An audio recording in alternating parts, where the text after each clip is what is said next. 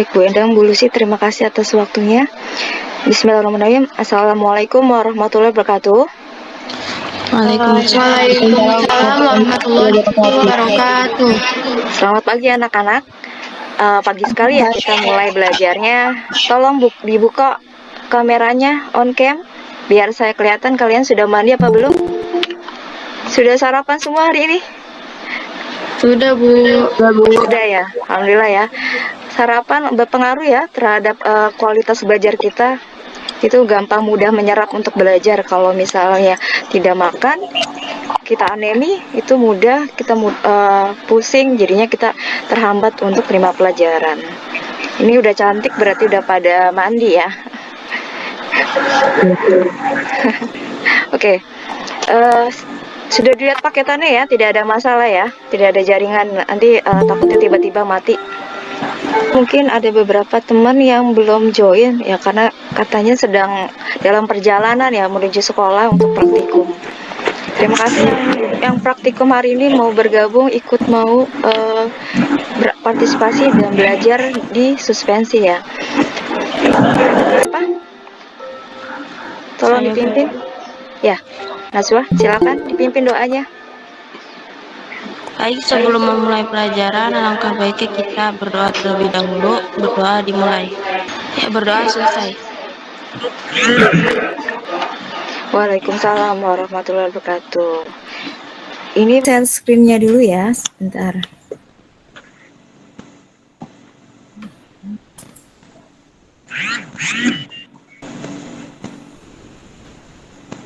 Sudah terlihat? Sudah Bu. Sudah. Oke, lanjut dari materi sebelumnya masih mengenai suspensi. Hari ini mengenai komponen formula suspensi. Nah, apa sih tujuan pembelajaran hari ini? Kalian dapat menyimpulkan mekanisme kerja suspending agent.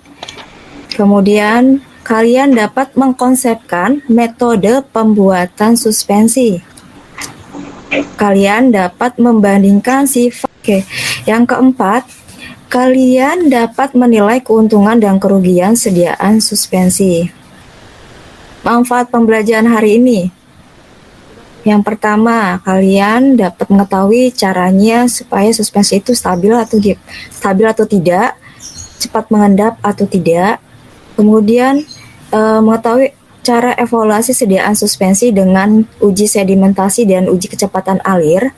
Yang ketiga, kalian dapat memahami cara pembuatan suspensi jika seandainya kalian membuat formula sediaan suspensi. Dan terakhir, kalian dapat memahami keuntungan dan kerugian sediaan suspensi. Nah, di sini ada bentuk sediaan obat, bentuknya cair semua. Terlihat tidak gambar-gambarnya? Terlihat Bu. Terlihat Bu. Ada merek disolvon di sana, kemudian yang kanannya lagi ada amoxicillin, satunya lagi Caladin, Inpepsa, bawahnya Scott Emulsion dan Sanmol. Kira-kira mana yang termasuk sediaan suspensi ya? Ada yang tahu yang mana masuk sediaan suspensi? Itu Caladin Bu. Caladin. Kemudian apalagi? Oh ya, Caladin termasuk jenis suspensi topikal. Apalagi selain Caladin yang ada di sana? Mengenai formula suspensi yang terdiri dari bahan obat, itu zat aktifnya, kemudian ada bahan tambahan dan bahan pensuspensi dan bahan pembawa. Di sini zat aktifnya untuk suspensi itu adalah zat padat yang tidak larut dalam air. Kemudian ada formulanya itu bahan tambahan itu sebagai bahan pembasah, surfaktan atau humektan. Kemudian bahan suspensinya ini digunakan untuk meningkatkan viskositas. Terakhir ada bahan pembawa dalam formulanya yaitu contohnya air, sirup atau sorbitol. Ya, Dwi silakan. Mekanisme kerja suspending agent adalah kekentalan atau viskositas adalah salah satu faktor yang mempengaruhi sediaan suspensi. Jadi semakin kental suatu cairan, maka kecepatan alirnya akan semakin kecil. kecepatan aliran akan mempengaruhi gerakan turunnya partikel. Jadi apabila viscositas cair meningkat, maka gerakan turun partikel yang dikandung akan diperlambat. Coba diulangi. Kalau misal zat padat tidak larut dengan air ditambahkan suspending agent, jadi suspending agentnya fungsinya ngapain?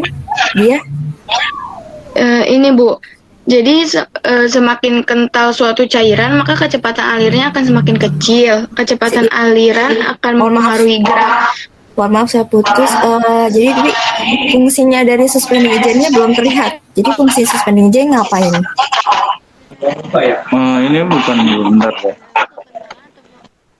Kenapa? Ya, silakan Rudi.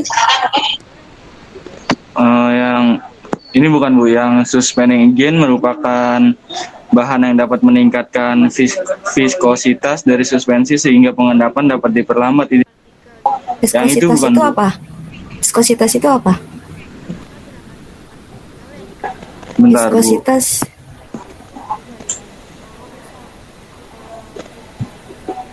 Perlu Bu ngelek Bu. Viskositas itu merupakan pengukuran dari ketahanan fluida Bu yang diubah baik dengan tekanan maupun tegangan. kalau dihubungkan dengan suspensi tadi, kira-kira apa? Viskositas yang sempat Viskositas. diutarakan sama Dwi tadi. Tadi hampir benar, maksudnya dia meningkatkan viskositas. Nah, viskositas sendiri kamu tahu nggak, paham nggak viskositas itu apa? Ada yang tahu? Mungkin bisa bantu Rudi menjawabnya. Viskositas itu apa? Kekentalan bukan Bu? Ya, benar. 100. Kekentalan. Jadi suspending agentnya itu meningkatkan kekentalan dari sediaannya sehingga pengendapannya zat padat pengendapannya itu diperlambat gitu. Sampai sini udah paham belum? Paham Bu? Ya, Paham, jadi Bu. viskositas apa Rudi? Saya ulangi lagi, viskositas itu apa? Viskositas itu pengentalan. Kekentalan ya Bu. Pengentalan. Kekentalan, iya. Jadi dia suspending agentnya itu berfungsi sebagai meningkatkan viskositas dari suspensinya. Lanjut di sini metode pembuatan suspensi ya. Di sini ada 2, dispersi dan presipitasi. Karena kita belum masuk ke pembuatan, terlebih dahulu saya tayangkan cara pembuatan suspensi dispersi di YouTube. Pembuatan metode dispersi. Nah, pembuatan metode dispersinya ini koron penikol suspensi. Nah, dispersi ini untuk koron penikol di sini harus ada zat pembasahnya. Jadi diingat-ingat untuk dispersi itu ada pembasah yang seperti tadi saya bilang di formula ada zat tambahan pembasah. Nah, di sini antara lain zat aktifnya koron penikol palmitat 2,610 gram. Yang sudah ditimbang sama yang video tuh. Nah, koron penikol ini zat aktifnya itu tidak larut dalam air, maka dibuat dalam bentuk suspensi. Nah, metode presipitasi ini adalah presipitasi artinya adalah pengendapan. Jadi di sini beri contoh adalah Lossio Kumelfeldi. Nah, di situ ada bahan aktifnya ada kampora dan sulfur. Kemudian tambahannya ada etanol, kalsi hidroksida, zat pengemulsi dan oleum rose dan aquades. Di sini zat aktifnya adalah kampora 1 gram. Kampora ini merupakan zat aktif yang tidak larut dalam air. Dan zat aktif ini yang akan kita suspensikan. Kemudian selanjutnya sulfur precipitatum belerang ini juga yang merupakan zat aktif yang akan disuspensikan juga. Beratnya 6,6 gram. Metode dispersi dengan cara menambahkan serbuk bahan obat ke dalam mucilago yang telah terbentuk kemudian baru diencerkan. Terus metode presipasinya, zat yang hendak didispersi dilarutkan dahulu dalam pelarut organik yang hendak dicampur dengan air. Setelah larut, diencerkan dengan larutan persuspensi dalam air. Ya, betul 100. Tapi saya tadi ada yang khusus. Kira-kira dispersi harus ada zat apa? Zat apa yang kalau di formula tadi ada zat apanya? Perlu penambahan zat apa? Yang mana Bu? Dispersi. Di dispersi. Di metode pembuatan dispersi itu perlu penambahan zat. Ada yang bisa zat tambahannya apa? Ada yang bisa bantu? Etanol bukan Bu? Kalau etanol tadi ke presipitasi ya. Kalau untuk dispersi zat Pembahasan ya, Bu? ya benar. Siapa tuh yang ngomong? Jihan, Bu. Oh, Jihan. 100 buat Jihan. Hapus. Jadi diingat kalau untuk dispersi itu dia lebih tambahkan zat tambahan pembahasannya wetting agent. Kalau sediaan obat bentuk suspensi yang telah diendapkan sudah ada? Udah Bu. Udah Bu. Mulai nuang ke gelasnya itu sekitar jam 7 dan mulai pengendapannya sekitar jam 9 Bu. Jadi selama 2 jam. Selama 2 jam baru mulai terlihat pengendapan ya? Iya, iya Bu. Kalau Ruby itu Dwi apa obatnya? Milanta Bu. Milanta. Oke, baik. 2 jam sudah benar-benar terjadi 2 fase Bu, jadi pengendapannya sudah sempurna. Alia, Bella sudah ya? Bella mana, saya mau lihat Bel. Biar kelihatan Bel.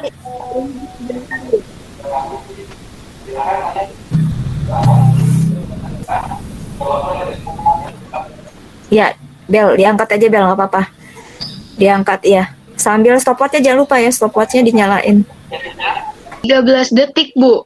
Di sini ada studi kasus mengenai partikel fluktuasi dan defluktuasi. Jadi saat pengendapan itu ada 2 sifat partikel yang terjadi, bisa fluktuasi atau defluktuasi. Jadi kalian diskusi sama teman kalian, kira-kira bentuk obat yang kalian pegang, obat tersebut itu masuknya fluktuasi atau defluktuasi berdasarkan sedimentasi yang terjadi. Masuk ke Teams-nya, kelompok A, B, dan C. Tinggal jawab reply saja. Kalian bisa cari tahu di buku modul bahan ajar saya yang saya berikan bentuk PDF, dan kalian juga bisa lihat di media ajar saya. Di media ajarnya saya cantumkan dalam bentuk video pembelajaran itu mengenai partikel fluktuasi dan defluktuasi. Bedanya partikel fluktuasi dan defluktuasi itu apa? Romah cair termasuk partikel flokkulasi karena gampang dikocok lagi terus gampang larut. Kesimpulannya apa kira-kira untuk materi kali ini? Dalam formulasi sediaan farmasi, tidak semua zat aktif dapat larut dengan baik dalam fase pendispersinya. Untuk nilainya masih rendah, paling ada tambahan untuk buat PR, buat terstruktur. Kemudian materi-materi, kira-kira saya mau tanya, kamu lebih suka di mana nih, materi yang mana nih dalam pelajaran ini? Materi tanya jawab, diskusi, atau saat video pembelajaran atau gimana? Diskusi sih Bu. Lebih seru diskusinya? Lebih ke diskusi yang di presentasi atau diskusi ke yang di ini apa, di Teams-nya? Semua Bu. Di Teams. Di Teams-nya. Iya. Jadi beda-beda kasus lebih seru lagi ya kalau kasusnya lebih susah lagi. Iya Bu. Selanjutnya materi berikutnya nanti mengenai perhitungan dosis nanti akan saya sampaikan. Oke, kita akhiri pembelajaran kali ini dengan doa kafaratul majelis. Assalamualaikum warahmatullahi wabarakatuh. Waalaikumsalam warahmatullahi wabarakatuh.